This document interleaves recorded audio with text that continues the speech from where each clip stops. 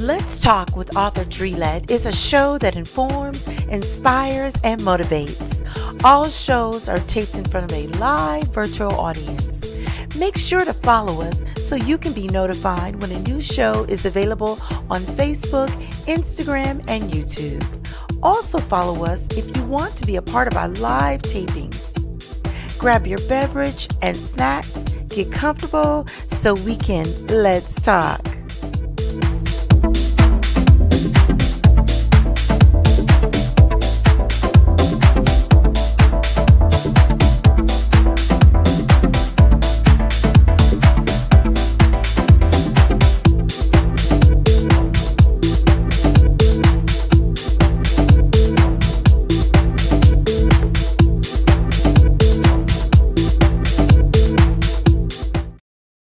Hello, everyone, and thank you for tuning in to Let's Talk. I am your host, author Dre Lett. This is a show where we inform, inspire, and motivate. We get you going during these tough times and beyond. So come on in the room and have a seat so we can let's talk. So excited to be back with you guys live, taping live. I just love my live virtual audience, and I see quite a few of you are on here. Tonight, we've got a great show I'm super excited about. Tonight, let's talk about authorship and the effects of childhood trauma on adult relationships, part 2. Relationship counselor and author Kimberly McCants is here to conclude her series, The Effects of Childhood Trauma on Adult Relationships. If you remember, the first part of this series was aired on November 4th, 2023. So if you missed it, you can always go back and look at the first part of it. It's on Facebook, YouTube, and Instagram. So you guys, we also have esteemed author Joni B.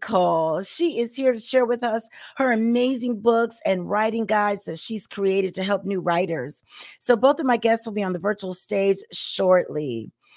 So you guys, in hot topic news, you know, I watch a lot of TikTok videos. I know, but it's my favorite thing to do because they've got so many funny comedy skits on there to make you laugh and lift your spirits. And oh my gosh, I just could just laugh forever watching those skits.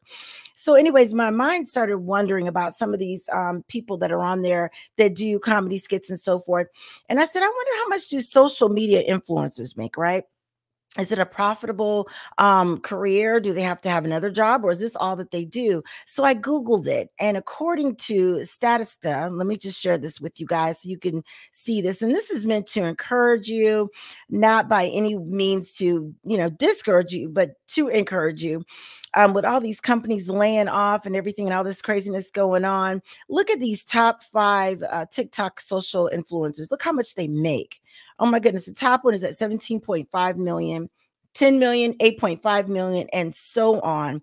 And I looked at some of them and I said, what are they doing that's so unique to where they're making all this money and they've got like 5 million followers and all this stuff. And a lot of them, what they're basically doing is just dancing.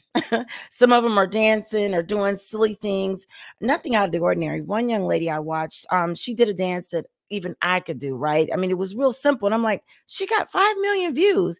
So you guys, if you are ever having a moment, I tell you, if you're talented, be it dancing, skating, cooking, comedy, whatever it is, do a TikTok video. They're about 2 minutes long. One of the guys on there, he's a comedian, and he's done so many comedy skits, and he is now going on tour with Mike Epps.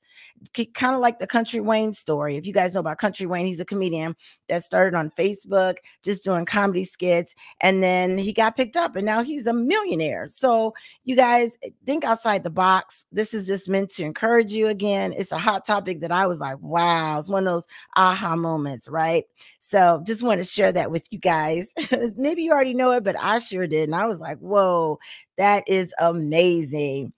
Okay, so speaking of social media influencers, we're going to take a quick break and hear from our sponsors. While we do that, those of you that are watching the show live, make sure you put in the comment section who you are, where you're watching the show from, so I can give you a shout out. And we're going to be back in just a couple of minutes here once we hear from our sponsors, and we'll be right back.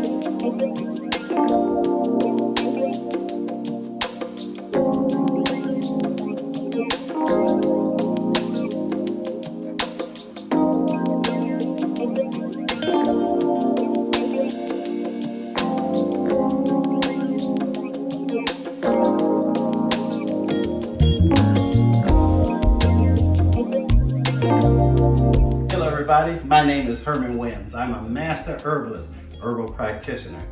There's a difference. I'm not a medical doctor. I don't offer medical advice. I offer herbal healing advice. Okay, and as you can see, I offer a whole array of different herbs. Herbs are what helps the body to be healthy. Your body's made of minerals. Where do you get these minerals?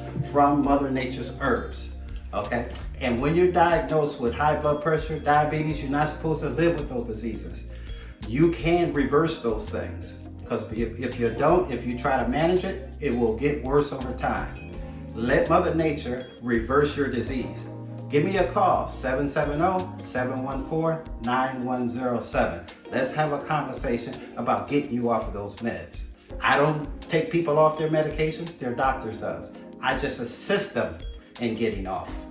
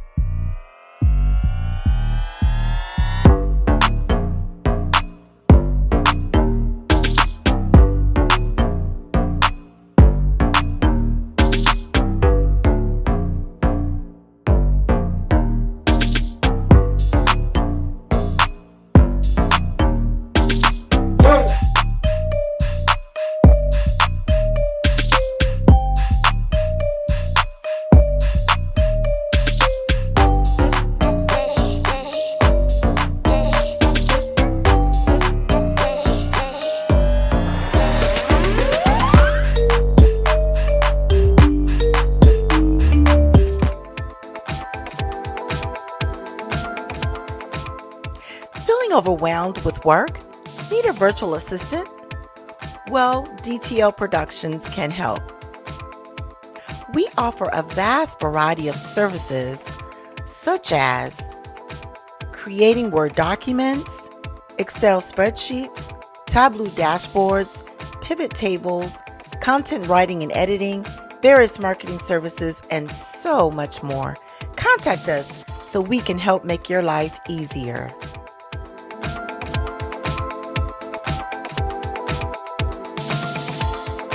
Okay, that was a message from our sponsors. You guys know how I am about entrepreneurship. You guys make sure you go out and support them.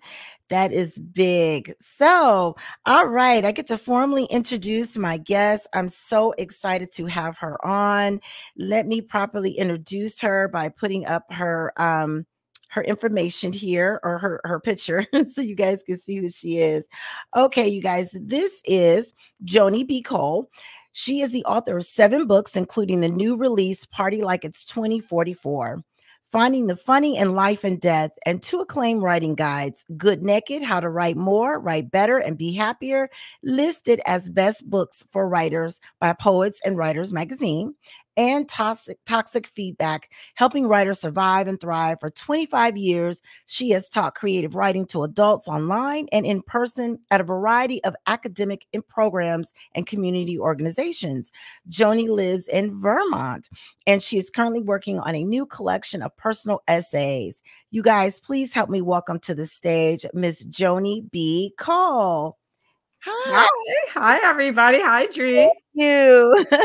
Fun to be here Friday night. Yes, indeed. Oh my goodness. I'm so glad that you are here. How's the weather up there? Yeah, You don't want to know. It's drizzly and gray and icy today, but normally it's beautiful in Vermont. So, Oh, wow. Here in Atlanta, I think last week we got up to 19 degrees and it was cold. And I thought about those people like yourself up north. And I'm thinking, if I'm complaining, I know you guys definitely got to be oh cold.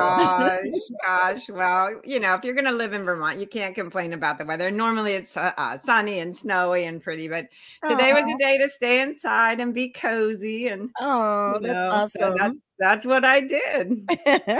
That's awesome. Well, thank you so much for coming on the show. I'm super excited. I love when authors come on and they can share their tidbit with other wannabe authors or authors out there. So I'm so glad that you are on this show. Oh, thank you for having me. Yes, yes. So, I was looking at your books and one in particular, the reviews of Party Like It's 2044. It often talks about how funny the book is. Did you set out to write a book with so much? Well, how did you and why did you set out to write a book with so much humor? Oh God, it was sort of by default. I didn't set out to write a book with so much humor. It's a book of personal essays, and it is often put, or at least talked about as a humor book. It's not really put in the humor category, but it just happened. I think when we tell our stories and we get to the truth of our stories, and if we're observant and we're authentic about what we reveal in terms of what's between our ears and our thoughts, I think a lot of humor comes into the book. I think anybody who is a writer in your audience, if they really pay attention to what they're thinking or observing, there's a lot of humor out there. And my stories are not about funny topics, but there's humor in pretty much every situation, observational humor. So I was surprised that people would comment so much on the humor because they're stories about difficult issues, but who knows? I'll take it. It's fun.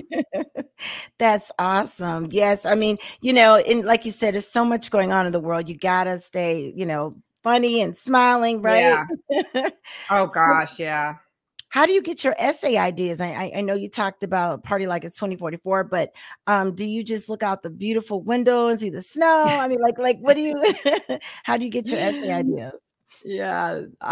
Gosh, sometimes I have the smallest little nuggets of ideas, but I think an experience happens and for some reason or a memory that you can't let go of, or you just know there's something in there. It either bugs you, you can't forget it, or sometimes it started out with an experience that I just thought was amusing, but knew there was a little more to it. Why was it so captivating to me? And I think we all have so many stories to tell. Yes. But I think if we pay attention to the things that this is the time when, this is the moment when, to our memories, the things that are going around us that we can't quite let go of, those are the source of my stories. And I think those are the source of most people's really good stories. And then you just play around on the page. Oh, wow. Yes, I love it. I love it. Do you have a favorite essay from your collection? Just anything in particular? Oh, Dre, that's like saying, do you have a favorite child? Right. And at times we do, but it varies from time to time. No, I don't think I do, because the stories in this collection are so different, both in terms of topic and in terms of approach. I mean, one is in the form of a little screenplay. One is in the form of all Amazon reviews of this very book that we're talking about. Some are more straightforward, traditional essays. Some are sad, like deeply personal. And then others are a little bit lighter and even spoof-like. So because they're in so many different categories, and I was given this luxury, this privilege from the publisher to just write this array of essays the way I wanted to write them, it's almost like the Oscars in my mind. Like I have the best sad story category, the best funny story category, So I have several that are my favorites just because they're in different. I took different approaches for them, which I would encourage anybody to do who's a writer. Is really, you want to follow your own voice, your own style. It's hard to write. I don't think that's news to anyone, but the more you can tap into the things you want to write and the way you want to approach a story, the more fun it can be. And that matters a lot. Also, it'll be better if it's in your own voice, your style, the style that seems to be in harmony with what you want to say or how you want to write. So Yeah. So no favorites. I totally understand. People ask me that all the time. Which book is your favorite? And I say, well, I don't really have a favorite. Like you say, like picking a favorite child, right? Exactly. Oh, wow. So Yeah. what are some responses that you've gotten from the book that you particularly appreciate or surprise you from your readers? Um, yeah, well, I was surprised that so many people talk, Joni's this Seinfeld, of authors, or, um, laugh on the floor, rolling on the floor, funny. So those really surprised me because, again, one essay is about the death of my father.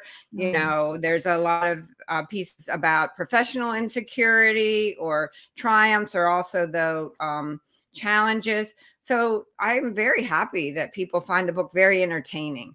I also like, though, when I get responses that recognize the craft and the art of the essays. I'm a writing teacher and have been for 25 years. So you can Wow. imagine I wanted to write something that was not slapdash, that had a lot of layers, to the pieces, that frankly, that every sentence had been really scrutinized and revised. And so I do very much appreciate when people see not just um, the fun of the stories or the power of the stories, but kind of can see behind the curtain that, wow, she can really write. It's a vanity thing, but as a writing teacher, it matters to me. So the reviews that talk about, wow, she's a very good writer, that those mean a lot to me. So Yeah, that's it's a little bit awesome. of a head trip. So So you teach writing to adults or you teach in high school? Okay. no, oh gosh, no, I'm not a classroom teacher. My sister's a classroom teacher. I have friends who are classroom teachers. God bless them. Right. But I run my own writing workshops. Okay. And so certainly adults from my community, or sometimes I'll teach. I live right by Dartmouth College. Sometimes I'll teach in their graduate program, or I'll teach at another university. But my main gig is the writing workshops that I started like about 2 decades ago. And at first I taught out of my back room, in this small circle of chairs. And then I moved to an office and then another office. And then COVID came, and now I'm online, and the teaching just exploded with, people from all over the country taking workshops. And so I really like it. Even going online didn't really take away the intimacy because my groups are small, 6 Mhm. people. We're all looking at each other. You submit every day or every week. We all give each other feedback. So it was lucky that it could go online and maintain that close-knit feeling that I think really is a value in a good writing workshop. So yeah, but I teach a lot, but it feeds me. I really like it. That's awesome. That is so awesome. And, speaking to your book, Good Naked, how did you come up with that name? I know it's pretty risky. So yeah, it's Good Naked. I always say the subhead right away so people know I'm not fooling around and that it's not, it's not really that titillating. So it's Good Naked, how to write more, write better, and be happier. And it is a title that came from one of the chapters, which shares the same title. I'm somebody who really believes that we're better off when we have some kind of community when we write. Whether Mhm. that means a writing partner or just getting feedback once in a while or having a sounding board to share your drafts, and not just the later drafts, but any draft along the way where you need just a little bit of encouragement or insight or to be informed a bit. And so that can be very intimidating, at least until you're in a group of trusted people or people that you really trust. And even then it can be intimidating because you're Mhm. not sharing a finished work. You're sharing maybe a rehearsal draft, which is just a mess, but it's a third draft where there's verb tenses that aren't right. So that generosity, that courage to share those drafts for the end purpose of making them better, there's a real vulnerability, but it serves the creative process. So that's the good naked, that you feel like you're exposed when you share your drafts, knowing they're not done yet, they're not perfect yet, but it can be of such value to both encourage you, to inform you, to help you get to that next draft. And sometimes it's so much more effective to do that, to put yourself out there, than to just sit with it and kind of go down some rabbit hole of stress or tension or writer's block. So I do encourage people to to find someone you trust or a group you trust and share your work in the process of writing it, you know. So that's what Good Naked referred to. Oh, I love it. I love it. And you're right. It's good to always get feedback from others and Yeah. to start at the bare, you know, at good naked, I guess. Yeah. You know, and I am always floored by the writers in my workshop, because I do feel like it's such a generous thing to share Mhm. your work, obviously in the hopes that people will respond to it in a way that informs you and encourages you. But it also allows the people who are reading it to bear witness to your creative process. And when I see other people, you know, with a second draft or a third draft and writing it forward, you know, and fixing the things each draft along the way, it really makes my writing process easier, because I Mhm. understand, oh, it doesn't have to be perfect from the beginning or the second draft or the fifth draft. Look at how they're doing it. I can do it that way too. Sometimes when we only see perfect, polished, finished drafts, it's sort of like, how did they do that? You know, so it's very generous for writers to share their work as it's being created. So I love writers. I just love anyone who wants to write, because I think it's a very brave and such a meaningful pursuit. And I am somebody who really believes that you want to write, you can write. You can learn the craft of writing. You can find your voice, tap into your stories, and share the stories that you want to do. It's not always easy, but Right. you know, I certainly think that people who want to write and are willing to put in the time can absolutely do that. Absolutely. That's Yeah. awesome. And I love hearing your story, how you give back and you're so into helping others to write. So the book Toxic Feedback, oh my goodness, what is that about? Is that just Oh, giving bad feedback or? yeah, I know. Well, there's a big line through the toxic. So it's, you know, it is, the title is Toxic Feedback, Helping Writers Survive and Thrive. But the big illustration shows no toxic feedback. But Oh, yeah, right. Okay. it started with an idea. I was in graduate school and in a writing class, and the professor was just awful.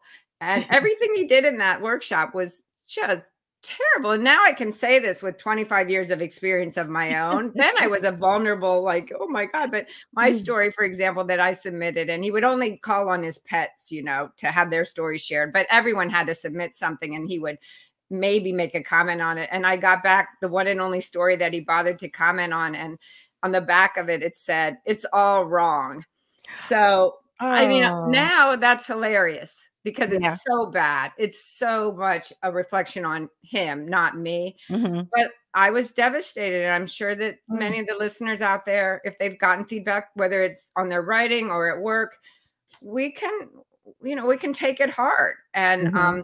so I just sat with that for quite a while. And then I started doing my own workshops and realized, oh my gosh, workshops can be nothing but nurturing. Workshops Yes. can be full of loving kindness. Workshops can instruct and give you real insights into narrative craft and give you constructive criticism and still be nothing but positive, Absolutely. even in the constructive criticism. So every single thing that I experienced in that one class, I did the opposite of, you Awesome. know.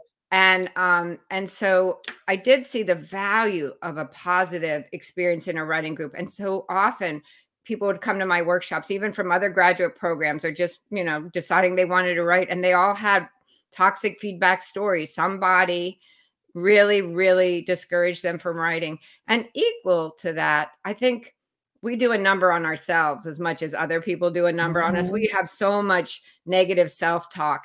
And so I wanted that book to really dispel some of the myths about how you can provide feedback that we think are going to be effective, brutal honesty, and aren't effective at all. And Yeah. really flip the paradigm, because I've seen it happen for 20 some years. A very positive approach, building stories from their strengths up, not just starting with what you feel is really working or interesting or worthy of amplification, but the whole conversation should be positive. That way, Mhm. when the constructive criticism does come in, it can be heard. So Mhm. there's it's not rocket science, but there really is a paradigm shift I think we need to see in the world of feedback, and in the world in general, because gosh, especially right now, it just seems we've sort of descended a little bit. People are yelling at each other. There So the Yeah. book is as much about communication as it is being in a writing group or giving each other feedback. But I really saw a need to kind of pay attention to this resource that is so often misunderstood or misused. So Yeah. yeah, and I like that book a lot. It's fun. Of course, both of the writing guys are just full of stories. I can't help but write, creatively. So while they're both guide books, they're just full of stories that I'm sure anybody out there who's a writer will relate to. Oh, I would love to totally. hear people's, feedback stories, the positive ones, even more than Yeah. the toxic ones. Yeah, and I can relate to what you're saying. I taught a writing workshop, and it was for a group of individuals that were kind of going through some things. And like you said, you want to encourage them, because if you tear it down too rough, they won't want to write at all. So it's Right. always about building them up. Definitely, I Yeah, totally and agree with that's that. what education is, isn't it? We're Yeah. not there just to make pronouncements and judgments. So this is no good. It's all wrong. How does that educate somebody? Hmm. So Hmm. really, we have to do the work of finding a place to really help them build it from its strengths up. And that does take a little more time, which I think sometimes is why feedback isn't delivered well, because some people aren't willing to put in the time to kind of look at what is working here. Why is this working? Where could Hmm. it be built up? Because here's a point of strength. So it's a wee bit more paying attention than just willy-nilly, I like it, I don't like it kind of feedback. But yeah, Definitely. I think it's a really important topic and a really interesting topic. Absolutely. What is one thing that you would give advice to somebody, to an aspiring author, or somebody who's like, because people tell me all the time, I want to write my book. Drina, will you write it for me? And I'm going, you can write it. So, like, what kind of advice would you give from your perspective? Yeah, there are so many resources out there to really help you um, understand the craft of writing. Because with a Yeah. little bit of craft, with a little bit of knowledge, with a little bit of understanding that readers want stories, but how do you write a story? Mhm. Even if you are doing a guidebook, as two of my books are, to embed those tips and that information in stories, is one of the techniques that really works. To make a scene so it's effective and makes the reader really feel like they're there. There's all ways to learn how to do those things. And when you know how to do those things and practice them, then they really give you the power to Mhm. capture and manifest that story you want to tell on the page. I also really, as I mentioned, think writers should stick together. Whatever that means, but Yeah, find somebody who kind of encourages you along the way. Find a workshop if that's your thing. Find a person who can read it and give you some trusted insights or feedback. So, I always say writing is a solitary business, but it doesn't have to be a lonely one. So get some craft, get a community, and those two things really can help you thrive as a writer. definitely. And some of the comments that are popping up on the screen, Kimberly saying she's sharing your written thoughts shows transparency. Mhm. She also said that self-expression can never be wrong, just misunderstood, and that's pretty much what Yeah, you're great saying. comment.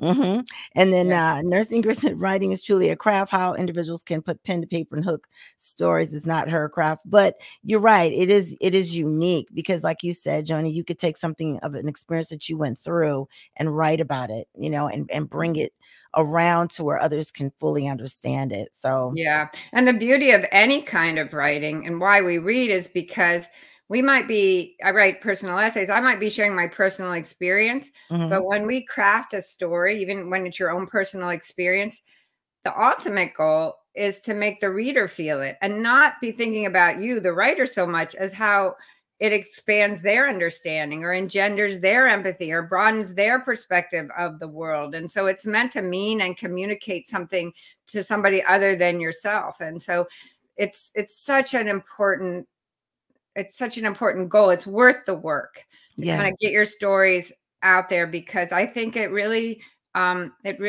expands humanity. It really does. So anybody who doubts, well, who's going to care about my story, or why should I write? There's already so many other stories out there about the same topic.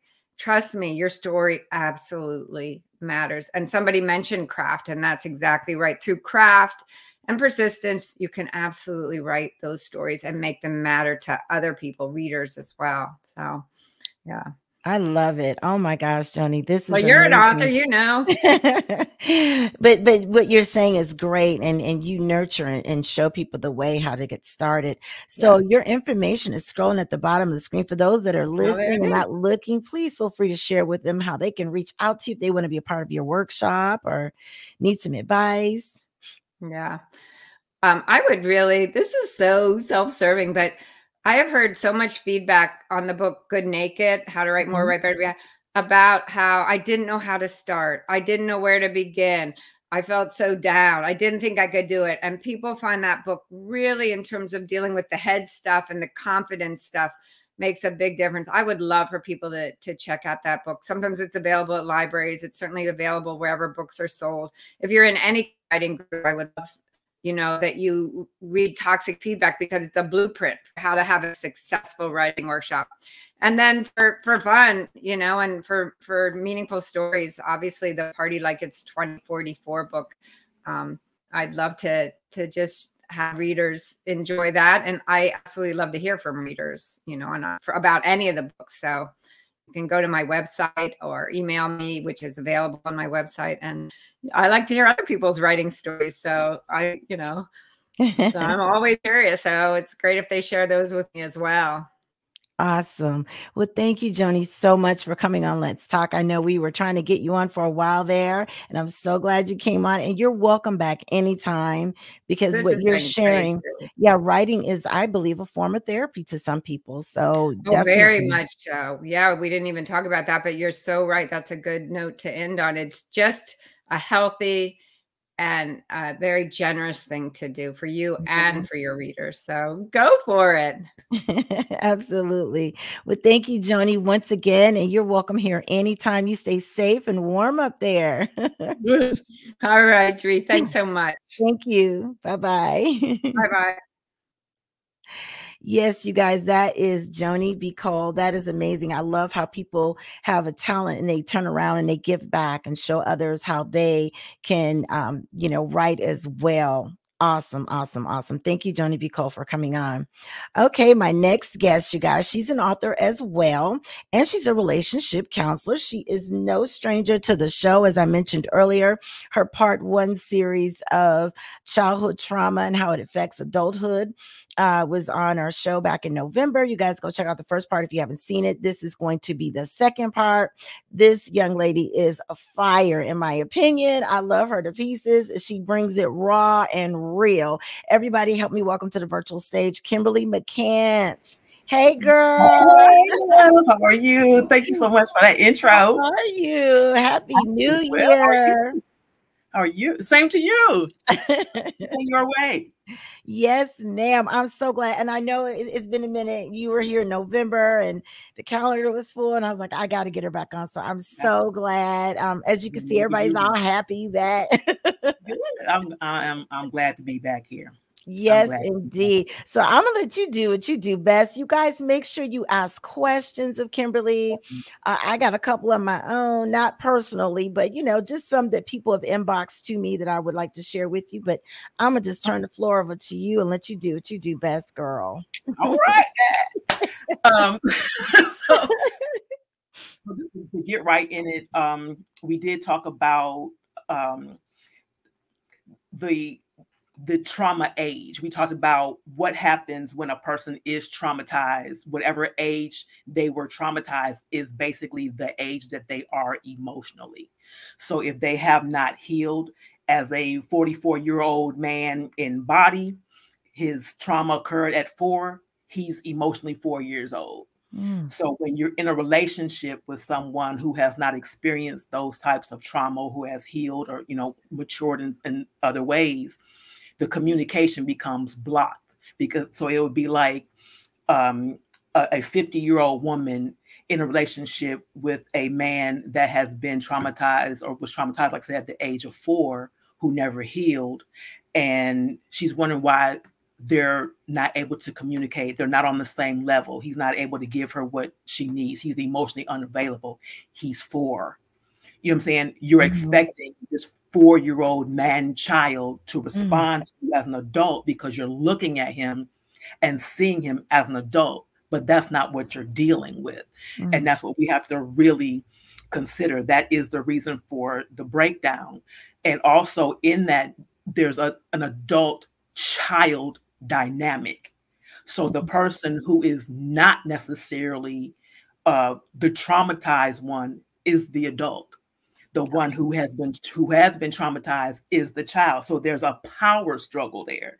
So you have the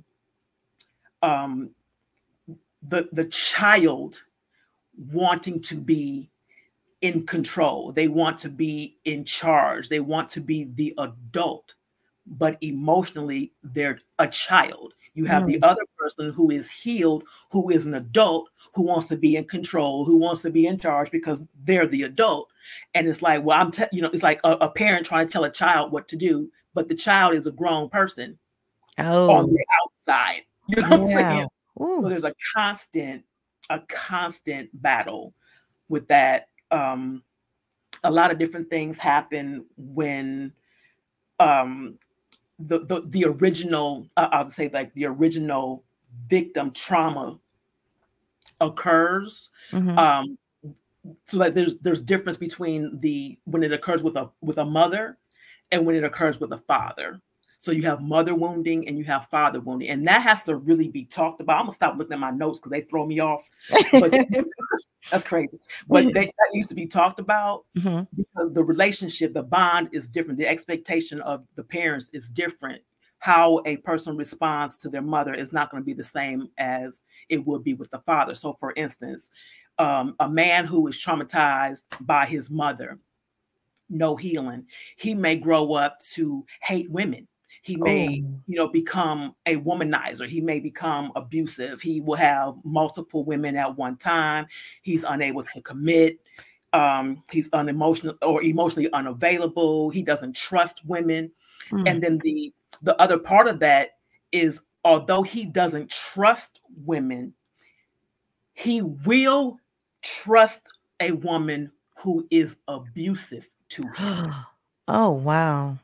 So when you have men who get into new relationships, or a woman who's trying to be in a relationship with a man who is emotionally traumatized, she may be a good woman. She may be the so-called perfect woman for him. Give him everything he needs in order to heal.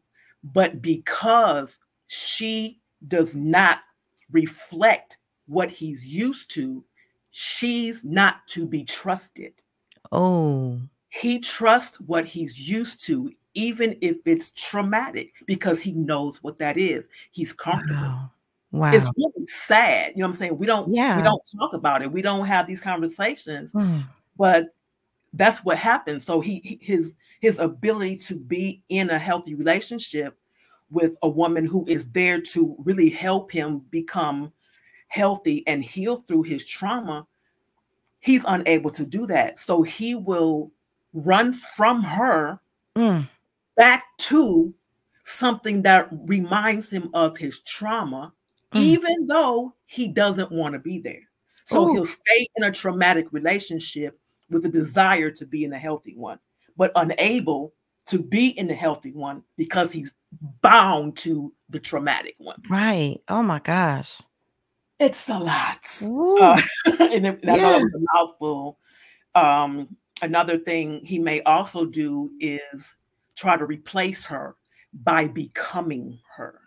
So there becomes a gender crisis, an identity crisis. He wants to be her. He may see how she's treated as a woman.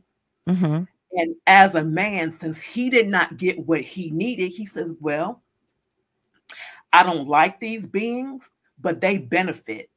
They get what I want. They get what I need.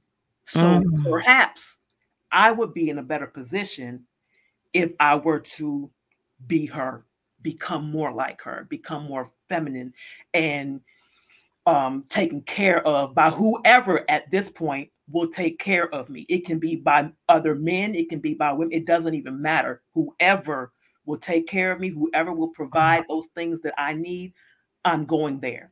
In doing that, it creates another trauma. Oh, wow. It's trauma on top of trauma, which is why, you know, they end up in narcissistic behavior patterns. We talked about it before, and I was trying not to throw it out there, but that is really a condition that is created by the traumatized being. It's a way to change the world that they're in by creating another one, but it's based on fallacy. It's based on untruths. It's based on fiction, basically, is what they want. So they keep making different worlds and drawing new players into their world is something else. And meanwhile, his partner, the female, she may not even have any clue that he's even, Yep, none at all. Because they're, especially with men, like they're really good with holding back their emotions, not showing them. And when we don't know as women what to look for, they keep getting away with it. And then we're wondering why, well, why is he doing this to me? Well, why do I feel so bad? And he keeps coming at me like I'm the enemy. Where to him, you are, because he can't relate to you. You're not traumatized enough. So in order for him to relate to you, he needs to traumatize you. Oh, Jesus. Right. It's a never-ending circle until they get help for it. They have to heal from it. A woman, on the other hand, who is traumatized by a mother, she may go to the extremes of never wanting to be a mother. She may never want to have children. She may get pregnant and figure some other way of handling that situation. She may avoid relationships altogether. She may become very competitive with other women, wanting to be controlling. I'm sure we all know a lot of controlling women, very domineering. They don't really have any true female friends.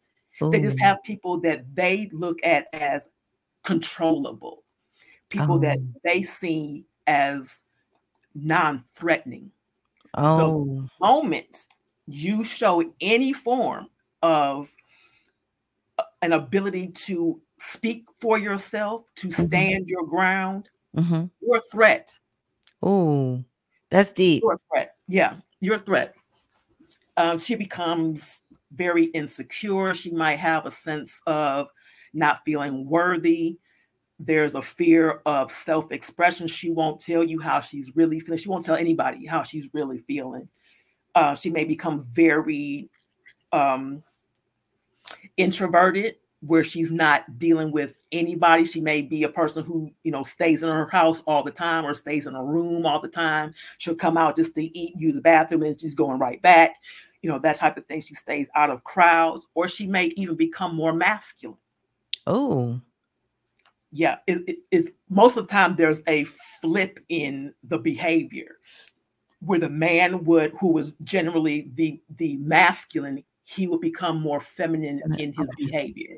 The woman would become more masculine in her behavior. There are attachment issues. You know, they become extreme attention seekers.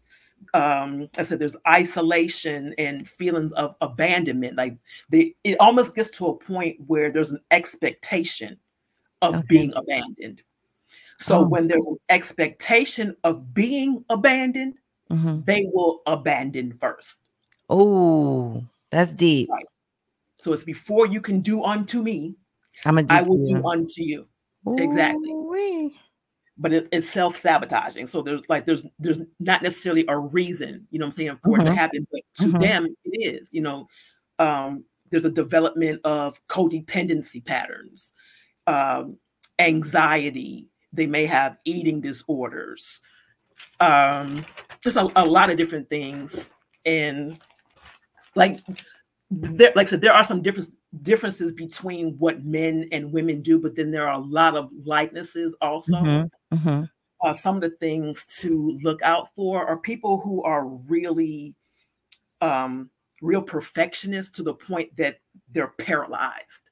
If it's not absolutely this way, if this line is not absolutely perfect, if this dot is not absolutely in the middle, they can't move, they can't function, and they will stay on that one thing until it's perfect, but it's never perfect. So Wow. that's when you have people who will start activities or start projects or whatnot and be close to the end of how we would think. And it's like, that's not right. I could do something else. I should have added this. Let me do this, this, that, and other. Even people, perfect example, people who go through extreme makeovers. Oh, mm-hmm. Plastic surgeries, Yes. who have gone from looking human to what is that? You know Right. what I'm saying? Because they keep doing it. It's Mm-hmm. never enough. Mm-hmm. It's never enough. That's stemming from a trauma. Wow. It's stemming from a childhood trauma because it's never enough. They're seeking validation and they never get it. They're unable to give it to themselves. There's a lack of self-confidence. Like I said, there's a lack of self-worth. They're self-sabotaging in everything. They're unable to have healthy relationships. You find a lot of people, and I find this more so in men, that they start talking to themselves very negatively. They'll call themselves stupid or, belittle themselves. This, a lot of negative names, or you're such a dummy, or whatever they call themselves. They'll do that a lot. That is a sure sign that they have had some wounding. It's a sure sign. Also, like I said, they feel very unworthy.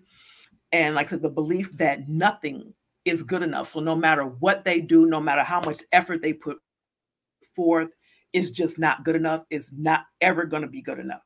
Never. A way the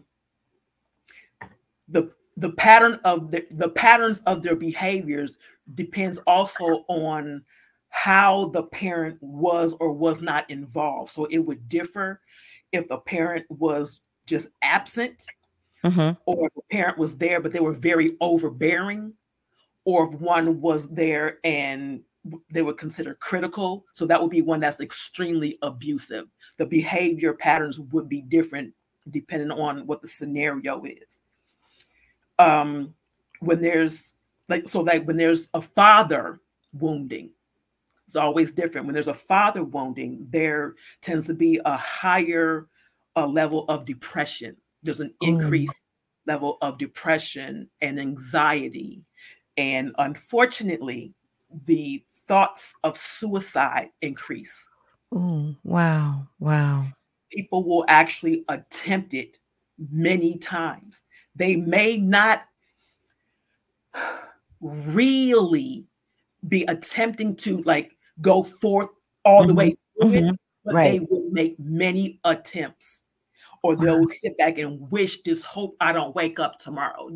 They'll put themselves in situations where this should happen to me. I should end up this way, but it doesn't happen. But they have the thoughts, a lot of it, a lot of suicidal thoughts. They'll do self-harm. They may be cutters. Oh my goodness. You have people that burn themselves. They mutilate their bodies on purpose. A lot of stuff. I said the inability to form healthy relationships. There are other mental health issues, mental instability, and it looks different than a mood change, because we all have that. One day or one moment they're happy, the next moment they're ticked off and whatever. You have to really pay attention. And I've noticed for myself that there are certain physical attributes that are indicators. For me, what I've seen a lot, is the movement of the eyes. Oh, what do you mean? There's a certain way the eyes move when there is an emotional or mental imbalance. Okay. To the average person, that's probably not going to be, anything that they look for or be able to, see obviously. But there's a certain movement of the eyes that is kind of a giveaway for myself. Again, there will be low self-esteem. There may be a lot of aggression. You'll see more of that with men, But in women, it comes across as masculine energy. It's still very aggressive energy. There are trust issues. They trust no one. They don't even trust themselves. Wow. Wow. And another thing, it's called emotional maladjustment. What Oh, that is that they have a real faulty way of coping with things. And that deals with their social environment as well as their finances. So let's say if something was going on with them emotionally, instead of, talking it out or trying to get help for it, they may, as far as finance, they may spend a lot of unnecessary money in the store and just buy whatever that they can throw in a cart. wow. But then they'll take it back. Oh. Right. Like, you just spent $1,000 on Skittles. Why? You know what I'm saying? Because it's, right. it's just to do something. It's really a type of escape as well. I'm going to do everything I can to avoid sitting with myself. I don't want to hear my thoughts. I don't want to feel my emotions. I don't want to hear anybody else's anything. I don't want to be in the reality. I want to be in my own space that I created. Even though it's unhealthy, I'm in control of it. I created this. I am the author of this reality, no matter how unreal it is. Wow. Right. So like I said, there are so many things that occur when people do not heal from childhood woundings, and we don't think about it. We really don't think about it. As adults, like I said, we communicate with the assumption that we're communicating on the same emotional, intellectual level. Because we're both around the same age, or whatever, we look about the same age. We should be able to have a conversation about grown-up stuff. Right. Well, no, that's not the case. So if you're dating, one of the questions that somebody inboxed me, if you're dating, right, you're dating somebody, you just met them, would some of these signs pop out right away for somebody to see that something's wrong? Or does this happen over a course of time as you're dating that individual? It depends. It doesn't usually just pop out, because they have a way of controlling it. They don't want you to see it. Okay. That's the point. They don't want you to see it, because if you see it, you're going to say something about it. And the moment you say something about it, you instantly become an enemy. Oh. You're instantly that. So they're either going to stay in the relationship and find ways to traumatize you in the relationship. It's a way of, well, let me bring you down. You think you know me? You think you're smart? You think you're this, that, and the other? Let me bring you down. You didn't have any traumas in your life. You've never been hurt in your life. Nobody's ever abandoned you. Let me bring you down. Let me now bring you into my world. I'm going to cause you to experience everything I experienced because you've never done it. You think you're better than me. So they're going to hide that. But you have to pay attention through the course of it. Ask questions that people don't ask. It's always that we're afraid to ask certain questions. I want to know what your medical history looks like. I want to know what your relationship is with your parents. I want to know what your childhood was like. I want to know what your expectations are for yourself, let alone a relationship. What does a relationship mean to you? Do you know what love is? Define that for me. Are you able to love? Do you love you? We don't ask the questions, so we don't get the answers, but we end up in the situations and in the scenarios trying to figure out how to get out of this. When there's ways to prevent from even getting in them. Just ask the questions. Yeah, you're right. We're afraid to hurt people's feelings or, trigger them or cause them to feel embarrassed by asking the questions. But the only way to get the answer sometimes is to ask, especially if you're not sure of what to look for. Yeah, that's deep. That's deep. And then the other question to that was a part two. So let's say, like you said, you asked those questions, right? And you see clearly that there's something wrong, but that individual is just like, nope, I'm not going to counseling. I'm not going. What do you do then? Do you just say, I can't deal with it? You said, see you. The first thing is to healing Yeah. is to acknowledge the injury. The second is to talk about it. You have to talk through it. That means you're going to have to talk to somebody. Yes. And then you have to hold yourself accountable for your healing or holding on to the injury. If they're telling you up front, I'm not doing that, they're telling you up front, they're not. You know what I'm saying? I'm not going to heal. I'm not going to hold myself accountable. I'm not going to treat you any better than the way I've been treated. You're not going to get the best of me because I have no idea what that is, and I'm not going to look for it. I'm not going to do the work. So if that's said up front, peace out. We have to allow people to make the decisions to live in a reckless life if that's what they want. We cannot save everyone. I was just about to say. We can't do it. If they don't want to be saved, they're not going to allow you to save them. They will try to bring you into their death trap. You have to love and respect your own self enough to walk away. Right. If they don't want help. Exactly. Right. Wow. There's a lot of comments. Oh my goodness. And I saw them appear up on the screen. Stephanie was saying her experience. She said she found that when there's peace, they become uncomfortable and create drama. Absolutely. I know that for personal experience. I know it. Wow. I live by myself and I have healing music playing. Just, I'm at peace all the time. He came in my house and was like, it's too quiet in here. I can hear myself. What? I don't have a television playing. It's nothing. It's too quiet. So you want to start drama? Not in here.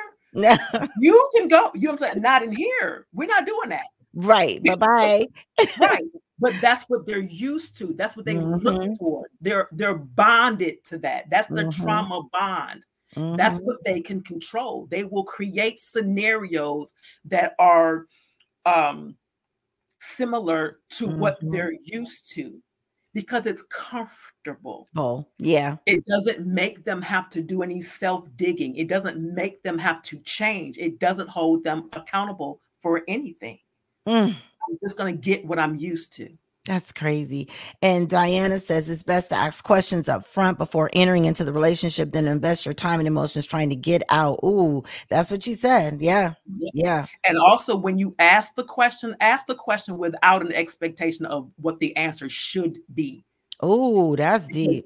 A lot of times what we'll do is we'll prepare ourselves to, I'm going to ask them this question. And if he or she says this, I'm going to da-da-da-da-da. Or they should say da-da-da-da-da. They should respond this way. And the person doesn't. But, well, I wasn't ready. That kind of thing. Just let them say what they're going. And another, I won't say trick, but when you ask a question, ask the question again later, different, and see what answer you get. Because sometimes the answers will change. Wow. If the answer changes, you're dealing with somebody who is going to lie to you consistently because they're lying to themselves. They're running from their own truth. They're not ready to heal. That's deep. That's so deep. Because if they're going to lie about their own situation, they won't even skip a moment without lying to you. Definitely. At all. They'll lie to you and on you. Oh, Lord. Diana says some people do more investigating in a potential job or even a car than a partner. That's so true. Treat your partner like a business. Hence the book. Treat them like a business. You have to interview people. Do you even have the qualifications to apply for the position of a relationship partner? That part. You don't even qualify to apply to be.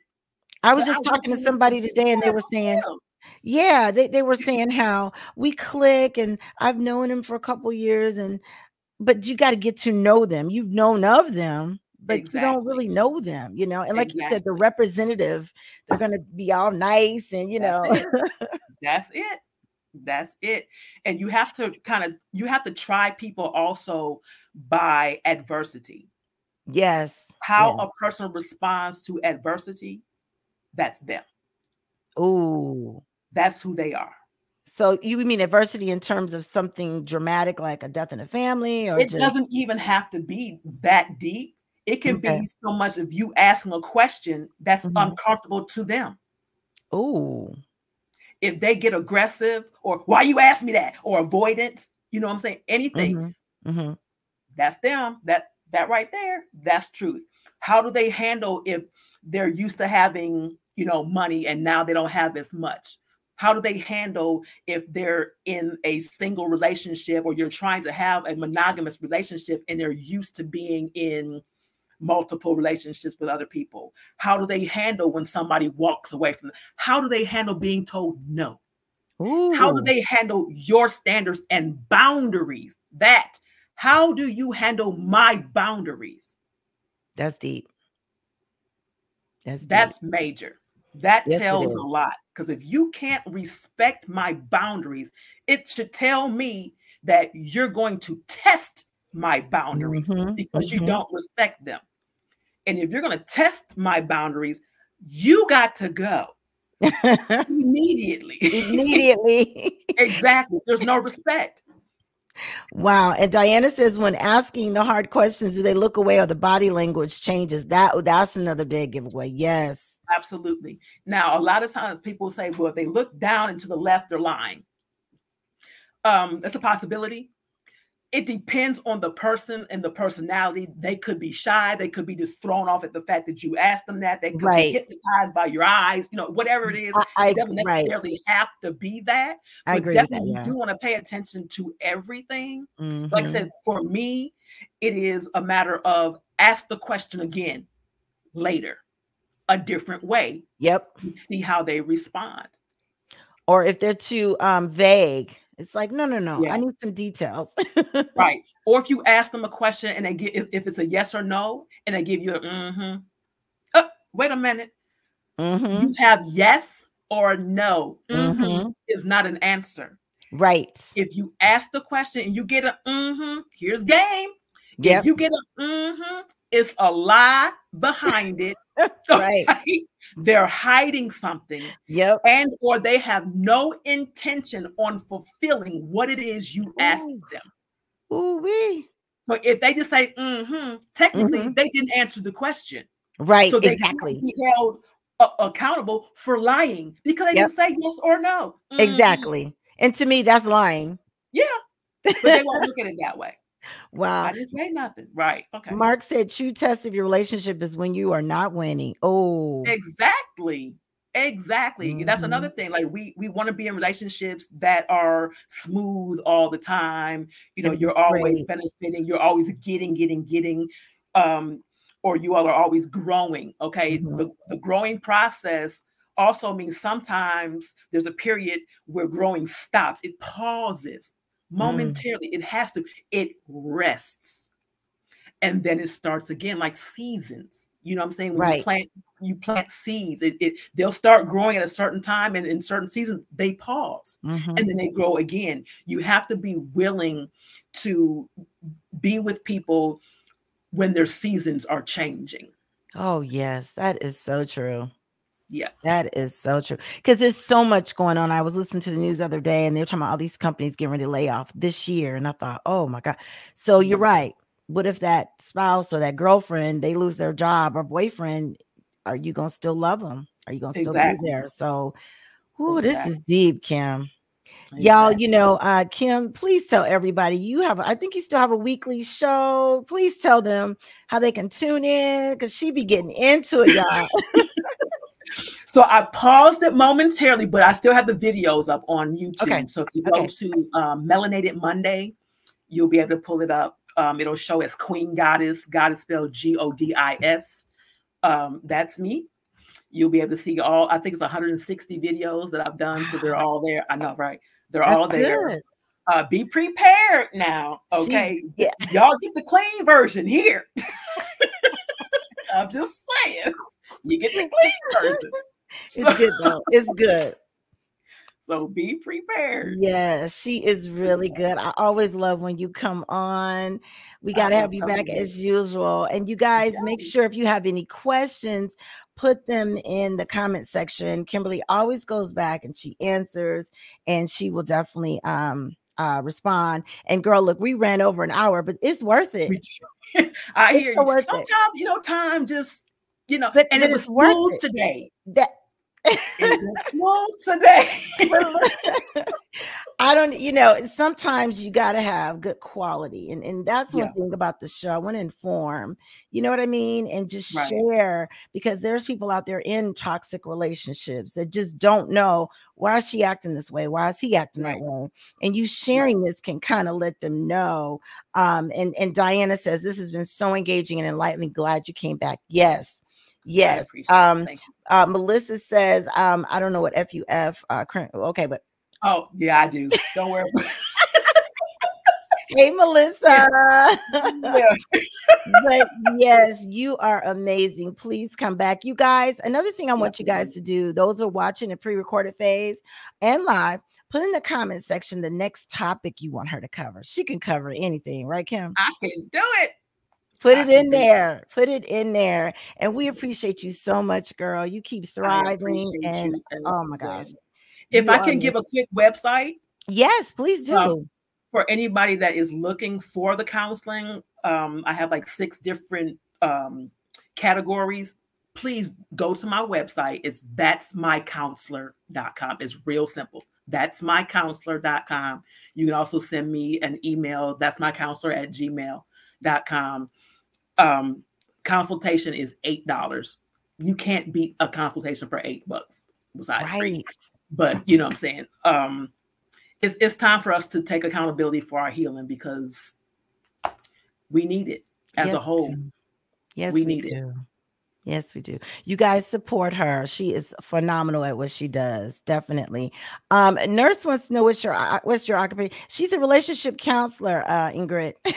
I do so many things. And an author. And a neuromuscular therapist, and podcast. Just girl, everything. Well, I appreciate you as always. We got to get together on a schedule so we can get you back, girl. And I appreciate you so much. I appreciate you. And you stay safe out there, and I'll see you on the wood. Yes, you will. Yes, you will. You stay safe as well. I appreciate your audience as always. Thank you. Bye-bye. Bye-bye.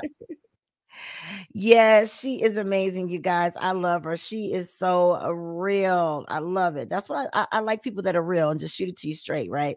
Okay, you guys. So we had 2 great authors and relationship counselor. I'm going to thank Joni B for coming on. She was amazing with giving her writing guides and helping you get started in the writing. That was wonderful. And check out her books as well. Thank you, Kimberly McCants, for coming on. You're an author as well, and sharing your counselor experience on things that we need to look for in our partners and how we can help them. So thank you both, ladies. You are amazing. In closing, I'm going to leave you with a positive thought. I saw this on the Power of Positivity page, and it basically says, quote, a huge shout out to the people who haven't felt okay lately, but still get up every day and refuse to quit. You got this. So I love that. I love that so much. And as I tell you guys each time, do one good thing for one person each day, and you can affect 365 lives. Know that if no one's told you they love you, know that I love you. Until we meet again, with those words, I'm out.